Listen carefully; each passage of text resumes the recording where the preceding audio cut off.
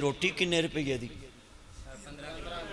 ते नान 20 रोटी 15 दी ते 20 दा है नान। सुनो मेरी जान एहो जे प्यारा कराना पाकिस्तान। रोटी 15 दी ते 20 दा नान। सुनो मेरी जान एहो जे प्यारा ना पाकिस्तान।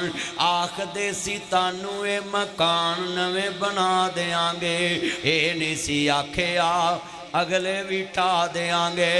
हुन रखो खान समान बार एहो जे पुराना पाकिस्तान, एहो जे मरियम दा पंजाब।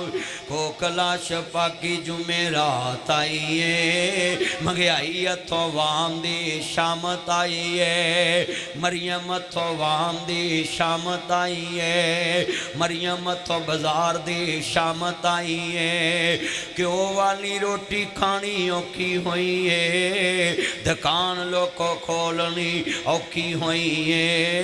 फट्टा की लावा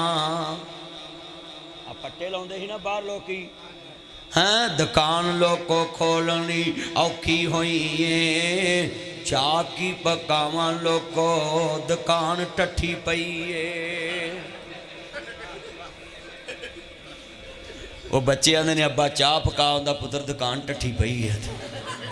हैं फट्टे चुक दिते सू। ओ मैं कहना हुकूमत पाकिस्तान वालों, ये हल नहीं है।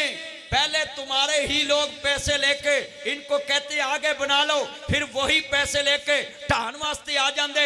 ये हल नहीं है। इन गरीब लोगों को जिन्होंने आगे छापड़ियां लगाई हैं, रेड़ियां लगाई, इनको लग मार्केट फराहम की जाए, इनको लग दुकानें दी जाए। और ये जो दुकानों के आगे मोटरसाइकिलें कहते हैं नहीं लगाने देनी, गाड़ियां नहीं खड़ी करने देनी, मैं हुकूमत से कहूँगा फिर मानावाला में, शेखुपुरा में, फिरोजवटुआ में, फैसलाबाद में, सियालकोट में, 8 बाजारों में, फैसलाबाद के 8 बाजारों में हर पासे एक एक पार्किंग प्लाजा बनाओ।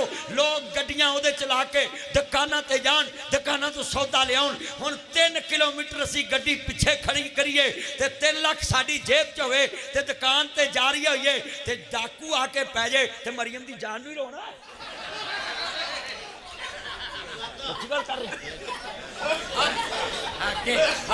पार्किंग प्लाजा बनना चाहिए। हुकूमत पहले पार्किंग प्लाजा बनाए, फिर कहे कि यहाँ गाड़ी खड़ी नहीं हो सकती। जब पार्किंग प्लाजा ही नहीं कोई, ना दुकानों वालों ने कोई बनाया है बोलो, ते ना हुकूमत ने, ऐसी गड्डियां कित्थे ले जाइए। सानू फिर ड्रोन त्यारा दवो, असी उन्होंने जफ्फा पाइए तो दुकान के अगे उतराइए। क्यों जी मौलाना, ड्रोन त्यारा सानू ड्रोन दवो ते उन्होंने असीं डाइए तो जफ्फी पा के ते जनाब पहुँच गए दुकान अगे, सौदा फड़िए ते फिर बटन नपीए तो उड़ के घर। ओए बोलो, ओए जेड़ी दुकान अगे जाना गड्डी खिलारनी है कि नहीं? ते हुकूमतां दी गड्डी अगे दुकान अगे ना खिलारो ते चलो असीं नहीं खिलारते, तुसीं सानू प्लाजा बना के दो। हर शहर च प्लाजा बनाओ, पार्किंग प्लाजा बने, गड्डियां उहदे विच वड़न, हुकूमत उत्थों टैक्स लवे, पर्ची लाए ते असीं गड्डी सकून नाल उत्ते खिलार के। सानू दुकानदार भी बड़े अंतरे ने आंदे ने इत्थे ना खिलार अगे कर लै। मैं कहा अगली ने उंज ही चकातियां जो लगे रहो। आ दुकानदार नहीं खिलाउण देंदे हुंदे, एक जी वो खिलाउण देंदे ही, ये सानू नहीं सी खिलाउण देंदे, हुकूमत हुण इन्हां नूं नहीं खिलाउण देंदे। हैं 250 रुपये लीटर पेट्रोल हो गया, 267 रुपये लीटर पेट्रोल हो गया, 150 किलो टोटा चौल हो गया। हैं मरियम ते जरदारी निकले, ओदे भी प्यो तोबा तोबा किड्डी महंगाई गई है हो, औखे हो गए पालने, हुण बच्चे भी 2। तै तेरे किन्ने ने? 4 तू पाल लेने दे, ताया पाल बैठा 4। अल्लाहू अकबर। जिमीदारां दा भी बुरा हाल हो गया, गरीब दा ते जीना ही महाल हो गया। जिमीदारां दा भी बुरा हाल हो गया। गोभी 2 रुपये किलो वेगी है, गोभी 2 रुपये। गोभी 2 रुपये किलो ही गरीब खुशहाल हो गया। सब तो ज्यादा खुश सस्सा हुई जिन्ना माड़े जवाई नू गोभी खवानी हुंदी है। वाह नी वाह ससो, माड़े जवाई नू गोभी खवांदियां तो 2 रुपये किलो होगी। नारोवाल और मेरे भाई उस्मान दे शहर नारोवाल जनाब गोभी मुफ्त विकी, मुफ्त लोग लै गए वो लोग पहली चवाती गोभी।